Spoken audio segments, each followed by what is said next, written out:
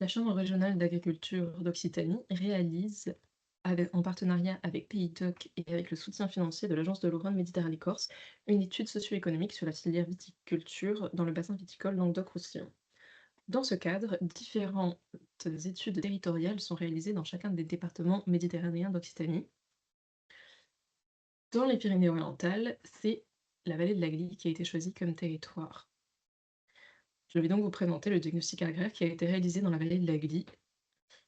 Il a été réalisé avec le soutien aussi de la Chambre départementale des Pyrénées-Orientales, qui réalisait conjointement un schéma directeur des eaux brutes agricoles qui nécessitait la réalisation de diagnostics agraires pour mieux comprendre le territoire.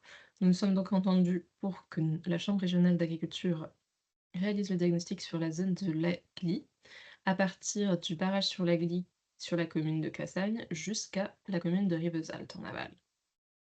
C'est une zone intéressante, un climat méditerranéen fortement soumis aux sécheresses ces dernières années et aussi une zone assez viticole. Nous allons d'abord voir comment ce territoire est un territoire méditerranéen fortement confronté à des sécheresses aggravées par le changement climatique ces dernières années. Dans la vallée de la Glie, on retrouve deux types de paysages. On peut en fait diviser cette vallée en deux sous-zones. La zone amont, qui est plutôt du barrage jusqu'à Casse-de-Pêne ici, qui est une zone de coteaux. On a sur les coteaux des roches plutôt dures et des sols peu profonds, qui aujourd'hui sont relativement peu cultivés, sauf sur les replats où on a des profondeurs de sol un peu plus importantes. Sur les fonds de vallée, marneux, ici et ici, les sols sont pas forcément plus profonds, mais les reliefs sont plus modérés, donc les parcelles sont plus facilement mécanisables. On peut y retrouver de la viticulture. Et enfin, dans la plaine de l'Agly, qui est un territoire plat avec des sols profonds, issus des alluvions de l'Agly. On a des sols profonds, un peu plus productifs, on y retrouve beaucoup de viticulture et sur le périmètre irrigué, par une NASA, on peut retrouver aussi du maraîchage et de l'arboriculture. Cependant, ça reste limité parce que cette, plaine se trouve au centre d'une sorte de cuvette qui est très gélive et qui donc limite, la possibilité, de l'arboriculture, à cet endroit. Sur la zone aval, donc plutôt à partir de Casse-de-Pêne, les coteaux s'ouvrent et on arrive, sur, un paysage plus plat avec, différents étages de terrasses alluviales. Donc les terrasses alluviales anciennes ont des sols plutôt moins profonds avec des rendements moins élevés et sont plus difficilement irrigables car, plus loin de la rivière, on peut cependant tout de même, localement y avoir quelques forages. Donc sur ces zones-là, on va surtout retrouver de la viticulture. Et ensuite, sur les terrasses alluviales récentes, on va y retrouver de la viticulture ou en zone irriguée par des ASA ou par des forages, on peut y retrouver pas mal d'arboriculture, notamment, de la culture d'abricotiers. Et enfin, à différents endroits, on peut retrouver des petites, cultures d'oliviers. Les 2 zones sont aussi séparées par ce qu'on appelle les pertes karstiques d'Estagel. C'est en fait, un endroit où, la glie qui coule en surface en amont, mmh, mmh C'est un endroit où la glie coulée en surface en amont, tout d'un coup, part dans, des réseaux souterrains, ce qui fait qu'elle ne coule plus trop en surface et donc on voit ici, sur ces 2 photos prises en avril 2024, à quelques mètres d'écart, un endroit où l'eau est visible et juste après, le lit de la rivière est pas à sec, mais vide et donc en été, ces pertes peuvent atteindre, 1 mètre cube par seconde en été, ce qui est très important. Donc voici un petit peu plus à quoi ressemble la zone amont par des photos. Donc ici, on a une vue depuis la plaine de la Glie, avec ici un peu de vigne irriguée et la présence tout de même d'un petit peu d'arboriculture malgré que ce soit une zone gélive. Et on voit dans le fond, euh, ici, de la vigne sur le début des coteaux et ensuite de la garrigue. Ici, on voit 6 coteaux qui sont globalement en garrigue avec des anciennes zones de replat qui étaient cultivées en vigne et qui aujourd'hui sont enfrichées. Pour continuer, ici sur, quelques photos de ce à quoi peut ressembler la zone aval. Donc ici, on a une terrasse alluviale plus récente avec de l'irrigation, donc on va y retrouver de l'arboriculture et ici, on a une terrasse alluviale, non équipée d'irrigation, donc on va plutôt y retrouver de la viticulture. Sur la zone aval, vraiment l'accès à l'eau, décide en grande partie de l'orientation. même si on peut aussi retrouver de la vigne irriguée. Mais en général, quand il y a de l'eau, on peut facilement y retrouver de l'arboriculture. Ensuite donc, comme on le disait, c'est une zone qui est très soumise aux sécheresses. Donc voici le diagramme ombrothermique de Rivesaltes et on remarque que, il y a un déficit hydrique, estival assez important. Donc, ça va avoir plusieurs conséquences, donc un manque d'eau fréquent et une chaleur assez importante qui va créer un vin assez concentré avec des degrés alcooliques qui vont être assez hauts et aussi des vendanges qui vont être, assez tôt dans l'année, qui aujourd'hui se réalisent, majoritairement en août, et à partir même de début août.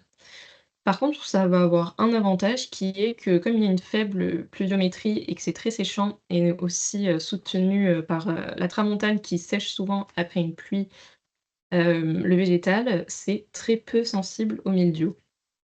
Il est rare d'avoir des années à mildiou, non,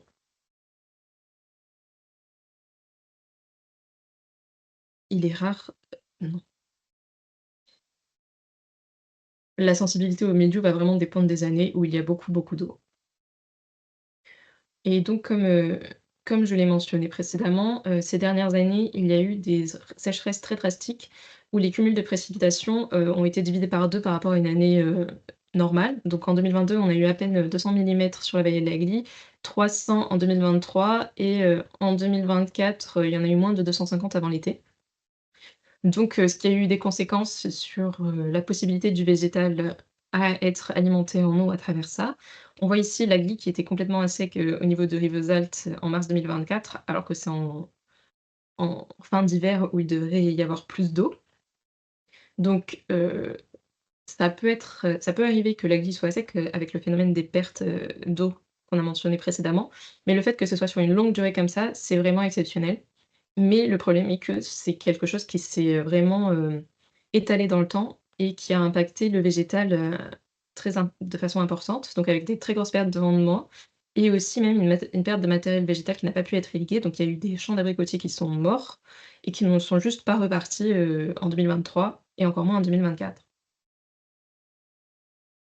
Pourtant, il y a un mode de gestion de l'eau, sur, l'Agly. Donc il y a un barrage qui est initialement un barrage écréteur de crue, car c'est aussi une zone qui peut être, très sensible aux crues quand il y a des fortes pluies. Comme c'est, encaissé, les crues peuvent, vite, monter, quand il y a des épisodes méditerranéens. Donc à la suite de fortes crues, il y a eu un barrage écréteur de crues qui a été construit sur l'Agly en 1996. Et qui, a une gestion donc écrêteur de crue, sur l'hiver, mais soutien à l'étiage et donc aussi à l'irrigation en partie, l'été. Sauf que ce barrage ne s'est pas rempli en fait ces dernières années en hiver et le fait qu'il y ait ces pertes d'estagel, ces pertes karstiques, les lâchers d'eau qui ont été réalisés, s'ils sont de trop petites, quantités, tout part directement, en sous-sol et ne peut pas être, Heu, toujours utilisé par les ASA, sur l'aval. La zone amont n'a pas eu globalement de problème d'approvisionnement en eau, d'irrigation au cours des sécheresses, mais la zone aval en a beaucoup souffert et on peut difficilement changer le mode de fonctionnement du barrage, avec ces différentes, périodes dans l'année parce que, il est nécessaire de continuer à avoir un fonctionnement d'écrêteur de crue en hiver et donc de ne pas stocker au maximum l'hiver parce qu'avec le changement climatique, il est aussi, enfin les crues vont être de plus en plus imprévisibles. Hem, donc il faut se garder ce moyen de protection-là, par tous les moyens tout de même.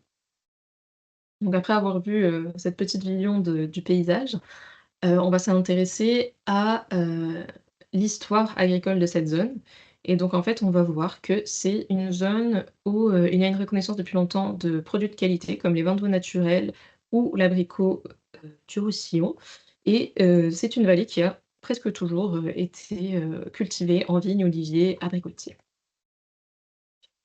Donc ça, c'est pour avoir une idée, très ancienne. Donc, les vins naturels, caractéristiques des Pyrénées-Orientales, sont connus dès le XIIIe siècle. Donc ils auraient été inventés par Arnaud de Villeneuve, au XIIIe siècle et ils sont reconnus depuis, assez longtemps, aussi. Donc on trouve des traces écrites, assez anciennes. Donc, ici, je vous ai mis la carte de Cassini, qui est une carte qui date du fin du XVIIIe siècle. On peut aller consulter sur, Géoportail. Et qui nous permet de voir que, à cette époque-là, on a déjà un aval qui est très viticole, donc ici c'est de la vigne et ici aussi. Donc la vigne se trouve sur ce que, j'ai caractérisé avant de terrasses, alluviales anciennes, qui sont donc un peu plus loin du cours d'eau qui passe juste ici, à Rivesaltes. On voit que les terrasses alluviales récentes doivent être probablement en grande culture et en maraîchage pour, l'alimentation de tous les jours. Par contre, ce qu'on constate, c'est que, l'amont, heu, est un peu moins fortement viticole, donc il était plus enclavé, à cause du relief et du coup encore, assez diversifié avec, donc tout de même un petit peu de vigne, mais aussi, des oliveraies et des zones, sur les terrasses alluviales plutôt, sur moins grande culture ou, en maraîchage potager. Par contre, dès le début, les zones à plus faible potentiel, donc, sur les coteaux et sur les terrasses alluviales anciennes, on a déjà, production de vin sur ces zones-là.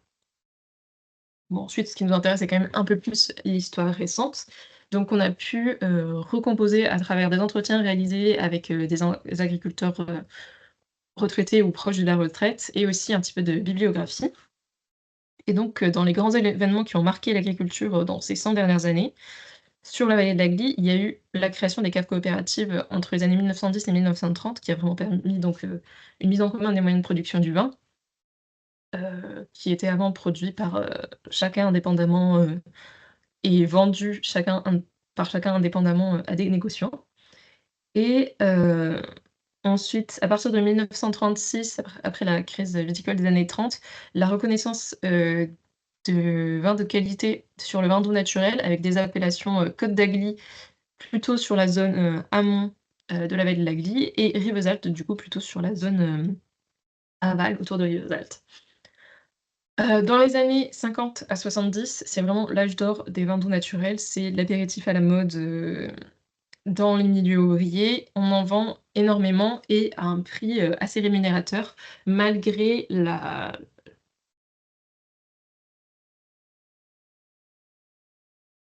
mmh, oui, malgré les faibles rendements, donc ça reste, rémunérateur et on peut vivre avec des petites surfaces. En effet, les rendements, en vin sur, la vallée de la Glie, dans les coteaux et sur les terrasses alluviales anciennes sont beaucoup plus faibles par rapport aux autres vins du Languedoc qui, eux, peuvent produire beaucoup plus de quantité. Donc, en fait, le fait d'avoir cette production spécifique de vin doux naturel fait qu'ils ne sont pas mis en concurrence et que donc, bah, ils peuvent bien se vendre et en vivre. On peut noter en 1956, un épisode de Forgel qui a, impacté fortement, tous les oliviers et qui du coup a un peu mis fin à cette production-là, surtout que, les vins doux naturels se vendaient très bien. Donc c'est une période où vraiment on a défriché pour aller, implanter des vignes, et cetera et le coût de la terre était extrêmement cher à cette époque-là. Mais toute période d'âge d'or ne dure pas tout à fait, donc même si grâce à cette production un petit peu, particulière, la Vallée a su, et a pu, résister à la période de crise des années 70 de la viticulture languedocienne. Finalement, c'est quand même un produit qui est passé de mode, dans les années 90 et qui donc a dû être, il y a eu et donc il y a eu une crise de surproduction dans les années 90 où il y avait beaucoup trop de production, le vin doux naturel ne se vendait plus et donc il y a eu la mise en place d'un plan de reconversion de toutes ces appellations de vin doux naturel, autour de la région de Rivesaltes, qui, s'est donc on a eu une restructuration du vignoble qui s'est beaucoup plus tournée vers, des vins secs, mais toujours, en essayant de garder de la qualité. Donc il y a eu la création de l'AOC Côte du Roussillon Village qui s'est beaucoup développée et donc on a eu tout un réencépagement aussi, lié à une mécanisation sur les zones où c'était possible. En parallèle de ce qui se passe sur la viticulture, on peut noter ce qui s'est passé, dans l'arboriculture. Donc il y avait un petit peu de maraîchage jusque dans les années 90 et déjà un peu d'arboriculture. L'impact de l'entrée de l'Espagne dans le marché commun a fait que le maraîchage, a globalement été arrêté parce qu'il était trop concurrencé par l'Espagne. Par contre, il y a eu un développement de l'arboriculture et des abricotiers qui s'est fait, à partir des années 90-2000 parce que ça commençait à être quand même, quelque chose de rémunérateur et donc on a assisté à certains, qui faisaient du vin doux naturel, qui ont replanté des abricots qui sont donc aussi des cultures à haute valeur ajoutée par hectare cultivé et donc cette, culture de l'abricot qui est assez ancienne a été reconnue en 2016 avec, la création de l'AOP, abricot du Roussillon, et ensuite on peut noter que depuis 2016, on a eu une succession d'importantes, problèmes climatiques, donc des sécheresses, des échafaudages qui ont fait que, année après année, les situations ont été difficiles pour les agriculteurs. Donc sur le paysage, comment ça se ressent? Ben, donc les différentes crises viticoles, des années 90 et le fait que, les vins Côtes du Roussillon ou même IGP ne réussissent pas à compenser la valeur ajoutée qui était énorme sur le vin doux naturel. On a eu beaucoup de départs à la retraite sans repreneur et tout simplement en fait des viticulteurs qui se sont agrandis. Donc, ceux qui sont restés ont privilégié les zones les plus productrices, les plus faciles à travailler ou à motomécaniser, ou les zones avec des rendements les plus sûrs, et donc chacun s'est fait son remembrement et finalement les parcelles qui étaient quand même cultivées, sur les coteaux ont été pas mal abandonnées, sauf très localement, donc sur des zones de replat. Donc il y a eu une forte déprise sur les coteaux, comme on a pu le voir sur les photos, montrées dans la partie plus paysagère de cette présentation, et on peut aussi noter, qu'il y a eu un redéveloppement d'un petit peu d'arboriculture et de maraîchage sur les zones irriguées. Donc ça, c'est comment ça s'est passé, au niveau du paysage, mais après ce qui nous intéresse, c'est de voir comment ça s'est passé aussi, au niveau des exploitations. Donc, grâce aux entretiens, on a aussi pu, recréer, une typologie en gros des grands types d'exploitations qui existaient à travers les époques et comment ils ont, changé au cours des époques et comment ils ont évolué. Donc on va pas faire tout le détail de ça, mais, donc par exemple, on peut voir que, les, moyens coopérateurs, petits coopérateurs dans les années 50 avec 5 hectares, ils vivaient très bien, et en fait, dans les années 70, ils ont pu s'agrandir en défrichant parce que, bah, c'était super rentable, les vins doux naturels, donc ils ont éventuellement un petit peu augmenté de surface, mais pas franchement parce qu'ils réussissaient à vivre avec ce qu'ils avaient.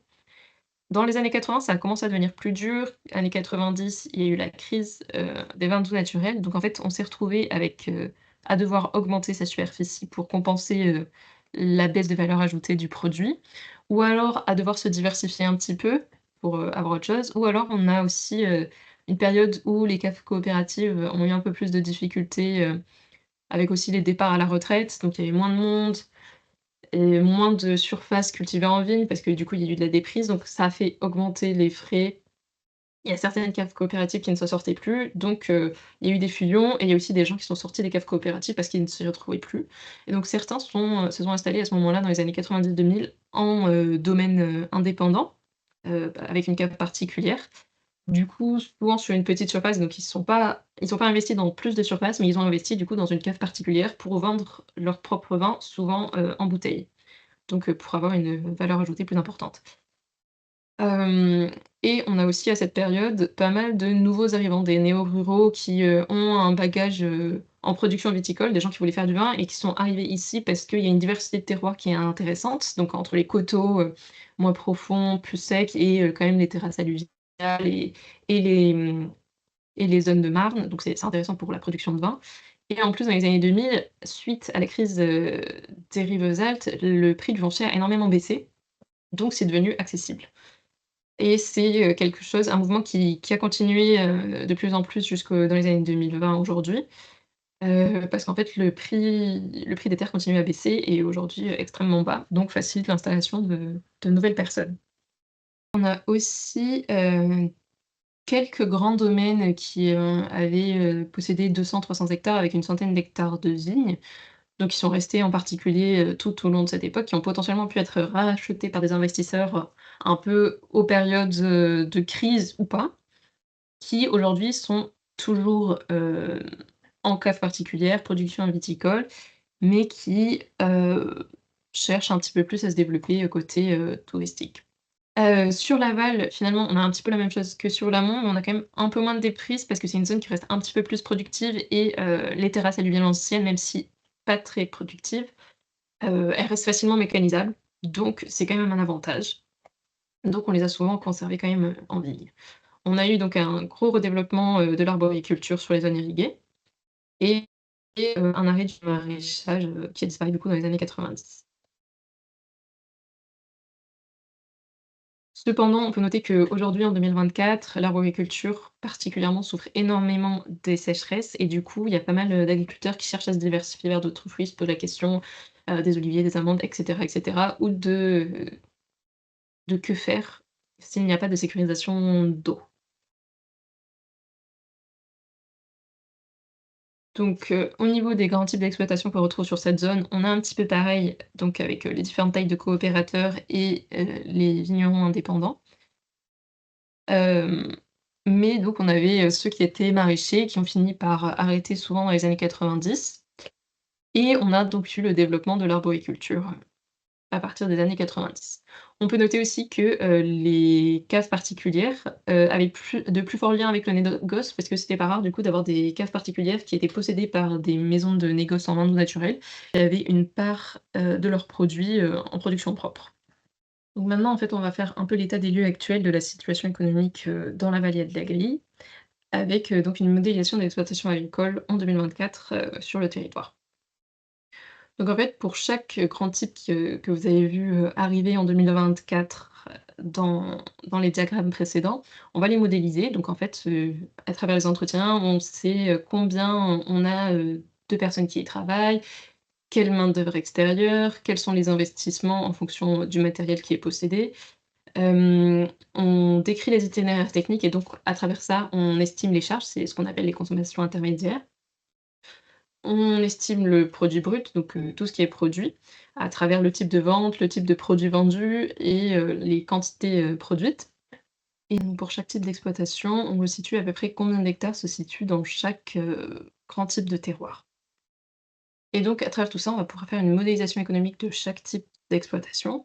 Quelle valeur ajoutée? Quel revenu? Donc dans les spécificités qu'on peut quand même citer dans cette présentation, il y a les modes de gestion de l'eau sur, le territoire. Donc on a plusieurs grandes ASA, donc des associations syndicales autorisées qui gèrent l'eau de façon, groupée, donc avec un canal, collectif, et une gestion de l'eau qui est définie au sein de ce groupement. Et comme, les contributions sont effectuées à l'hectare pour ces ASA, souvent les agriculteurs ont eu peu de connaissances de la consommation en eau à l'hectare pour leur production.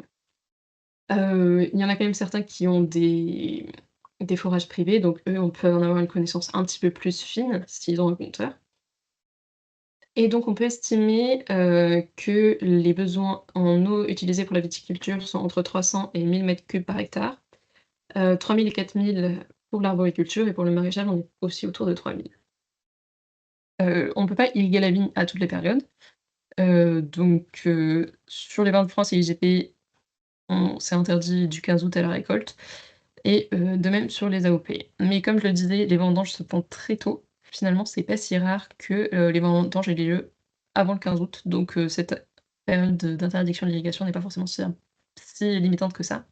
Par contre, sur, les vins d'eau naturels, qui continuent d'être produits, l'irrigation reste, interdite.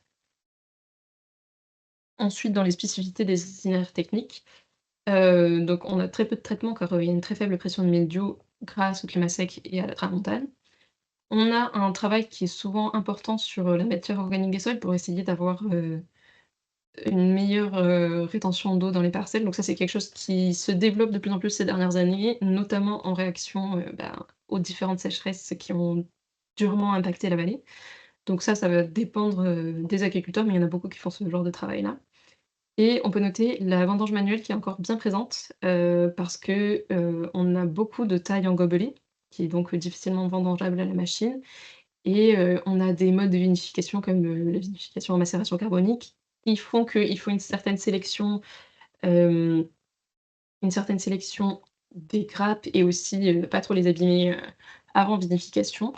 Donc dans ces cas-là, la vendange manuelle peut encore être utilisée et les vignes sont, globalement ont une durée de vie assez longue. Donc globalement presque tout, heu, globalement presque toutes les vignes ont été replantées dans les années, 90-2000 avec, la restructuration, suite, à la crise des Rivesaltes et très peu ont été replantées depuis. Donc entre 90-2025, on n'a globalement pas eu de replantation ou très peu, ce qui fait qu'aujourd'hui, les cépages majoritaires, ça va être Grenache, Syrah et Carignan qui entrent dans la composition, des AOP Côte du Roussillon, et Côte du Roussillon Village, mais qui peuvent aussi être vendus en IGP, selon selon le choix du viticulteur. Et on retrouve aussi notamment pas mal de muscat d'Alexandrie et de muscat petit grain qui, sont, utilisés pour faire du muscat de Rivesaltes, ainsi que quelques autres cépages. Donc je vous ai mis ici, quelques prix et chiffres importants, utilisés. Les rendements, selon les types de vins qu'on a associés en fait à des étages, à des terroirs, parce qu'on retrouve souvent, un type de vin produit sur un type de terroir. Et donc on a différencié des rendements d'année moyenne, qui étaient plutôt une moyenne, sur les 20 dernières années, et des rendements d'année type 2023, donc des très faibles rendements, pour, pouvoir simuler un peu ces 2 années qui ont des résultats extrêmement différents. Et ensuite, donc ici, vous avez les prix, modélisés. Il faut noter que ce sont des prix, auxquels on retranche ensuite, les frais de vinification et de commercialisation, dans le calcul. Ici, c'est juste le prix de vente, à l'hectolitre, du vin. Donc ici, les indicateurs économiques qu'on utilise. On calcule la valeur ajoutée brute en prenant tout le produit brut, tout ce qui a été produit et vendu, en enlevant les charges, c'est ce qu'on appelle les consommations intermédiaires, donc les charges, de production. Et on y enlève ensuite, ce qu'on appelle les dépréciations du capital, c'est ce qui prend en compte, les investissements, qui ont été réalisés dans les années précédentes. Et ensuite, on calcule le revenu agricole familial, qui est donc cette valeur ajoutée nette, moins les éventuels salaires qui sont payés, moins les fermages et taxes foncières, moins, les intérêts sur, les prêts, et auxquels on rajoute, les subventions, agricoles. Donc ça, c'était pour vous montrer. Et donc qu'est-ce que ça donne sur, sur les résultats? Ici, finalement, ce qu'on appelle le produit brut, ce serait toute la barre. Les charges, c'est ce qui est en rouge. Ce qui est en jaune, c'est la dépréciation du capital, ce qui est relatif aux investissements. Et donc finalement, ce qui reste en bleu, c'est la valeur ajoutée nette. Donc là, c'est une présentation par hectare. Et donc là, vous avez les différents, grands types qui ont été modélisés. Donc ici, on peut voir que le groupe des coopérateurs, tous les coopérateurs ont moins de valeur ajoutée nette à l'hectare, mais ça augmente avec la surface, grâce à des économies d'échelle notamment. Et donc on est autour de, valeur ajoutée nette à l'hectare autour de 2 000. Ici, on a le groupe des, vignerons, indépendants, donc des domaines en cave particulière, qui vont avoir une valeur ajoutée nette à l'hectare plus élevée, mais c'est aussi parce qu'il y a plus de travail derrière, donc éventuellement plus de salariés, comme on va le voir plus tard. Et ici, on a, par exemple, les arboriculteurs, viticulteurs, s'ils sont en direct, peuvent avoir des des valeurs ajoutées nettes qui vont plutôt être autour de 10 000 € par hectare. Mais bon, ce qui nous intéresse, c'est aussi le revenu par actif, pas que à l'hectare. Donc c'est ce qu'on voit ici. Donc en fait, ici, chaque barre représente un type d'exploitation modélisée. Ici, on a la surface par actif et ici, le revenu agricole par actif. Chaque exploitation est une barre parce que finalement, pour, chaque grand type, on a dit qu'il existait entre, par exemple, celui-ci 30 hectares et 70 hectares, et du coup, le revenu ne va pas être le même, selon la superficie qui est cultivée. Donc ça nous permet de voir que, ben, un indépendant sur des hectares qui avait une valeur ajoutée à l'hectare qui était assez élevée, autour de 5 000 contre 2 000 pour un coopérateur, finalement, il est obligé de travailler sur une plus petite surface parce que lui, il a le travail de la vinification, de la vente. Et il a des revenus actifs par actif familial qui sont similaires à ceux, d'un coopérateur qui peut avoir une plus grande surface parce que, c'est permis par plus de temps libéré. Ensuite, on voit que du coup les arboriculteurs s'en sortent pas mal. Ça reste une production qui était très très rémunératrice jusqu'à ces dernières années. Hem, ensuite, les petites gouttes ici, c'est le pourcentage, d'eau présent, le pourcentage de surface irriguée, sur l'exploitation. Et ben, on voit qu'effectivement, la présence d'eau peut permettre, est souvent liée à des revenus par actif familial un peu plus élevés, alors qu'ici, on est un peu plus bas sur les zones où on a moins d'eau. Mais surtout, en fait, l'irrigation permet l'existence de certains systèmes. En fait, les systèmes arboricoles ne pourraient pas exister sans la présence, d'irrigation sur au moins une portion de leur surface. S'il n'y avait pas d'irrigation sur ces sur ces exploitations-là, il y a tout à croire qu'elles seraient plutôt, celles-ci, en fait. C'est parce qu'il n'y aurait pas de possibilité d'avoir de l'arboriculture, ce seraient des viticulteurs stricts alors. À noter que les chiffres peuvent paraître très importants, mais ici, on est sur des structures qui réinvestissent l'argent, en fait. C'est pas quelqu'un qui met tout dans sa poche, c'est réinvesti dans l'exploitation, bah, pour de l'achat de matériel, de remboursement d'emprunts et cetera. Il faut aussi noter que tous les salaires ont été modélisés comme étant payés au SMIC, ce qui peut vite faire, varier en fait, les revenus par actif familial, quand il y a beaucoup de salariés, notamment sur des grosses entreprises. Ça, c'était pour une année normale, mais donc comme je vous l'avais dit, on a aussi modélisé sur des années beaucoup plus difficiles de sécheresse type 2023 et on voit que, sans grosse surprise, les revenus par actif familial sont beaucoup plus faibles. Donc, bah, déjà, on voit que l'échelle n'est pas la même et surtout, bah, on voit que tous les coopérateurs de petite taille, enfin de petite taille, inférieure à une trentaine, une quarantaine d'hectares par actif, vont finalement être en dessous du seuil du SMIC sur une seule année de sécheresse et c'est aussi le cas des plus petits, vignerons indépendants, les petits arboriculteurs aussi, enfin les arboriculteurs aussi car ils ont une très, très grosse perte de production et finalement il n'y a pas grand monde qui réussit à s'en sortir et ça du coup c'est sur une seule année de production et quand, ces années s'enchaînent comme ça a été le cas en 2022-2023-2024, finalement la situation s'empire d'année en année et donc on atteint, des situations assez catastrophiques. Donc pour, essayer, d'éviter ça, beaucoup se disent qu'ils aimeraient sécuriser, une partie de leur rendement grâce à l'irrigation. Et donc ce qui est intéressant avec notre type de modélisation où, on recalcule à partir, des différents prix et des rendements sur, chaque territoire, ben, on peut simuler, qu'est-ce qui se passerait si on sécurisait l'accès à l'eau dans une année de sécheresse. Donc là, on a pris l'hypothèse, d'une absence de baisse de rendement en année de sécheresse sur toutes les IVP et tous les codes du Roussillon génériques. On en a exclu, les vins d'eau naturels qui sont totalement interdits d'irrigation et les codes du Roussillon village parce que souvent c'est, des productions qu'on retrouve sur des parcelles, sur des coteaux plus difficiles d'accès, enfin, qui seraient plus difficilement irrigables.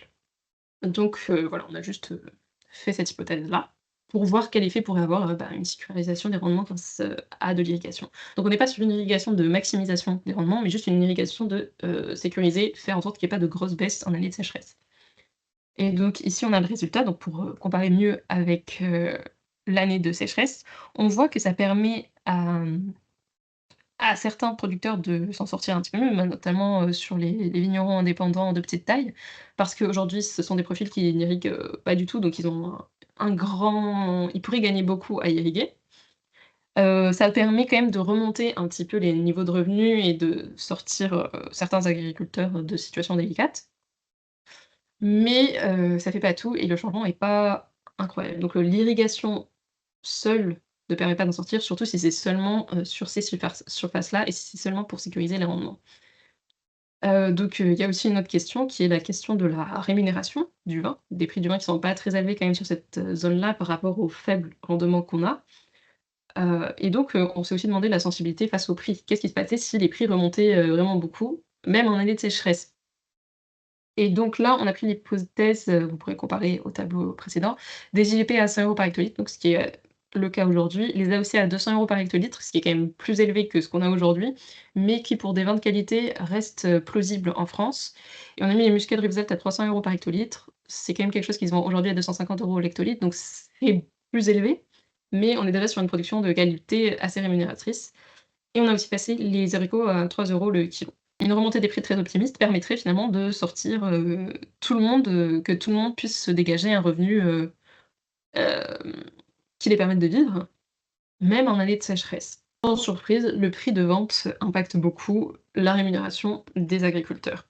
Bon, là, il faut savoir que c'est une hypothèse où on a juste changé, le prix de vente. On n'a pas du tout changé, le prix des charges, qui peut-être se réajusteraient en fonction des prix, des vins aussi et on a pris en compte la même structure des exploitations qui peut-être que s'il y avait plus de rémunération, se restructurerait différemment. Pour conclure, quel avenir pour la vallée de la Gly? C'est quand même une zone où on a des grosses incertitudes sur la capacité future à produire, au vu des sécheresses et de succession des années de sécheresse qui sont déjà en train d'avoir lieu.